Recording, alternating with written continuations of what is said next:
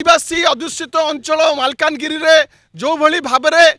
लाके पाढ़ियामी जड़े महिला को विभत्स दारुण एवं हृदय विदारक जो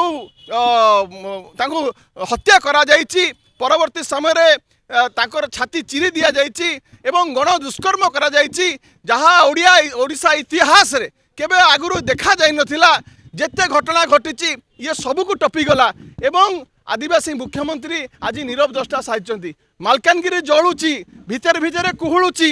एवं सेटा आउरी विस्फोरक परिस्थिति आड़क जाऊँगी जेहेतु ए सरकार संपूर्ण भाव में फेल मारी गलानी आमे महामहिम राष्ट्रपति महामहिम राज्यपाल को आमे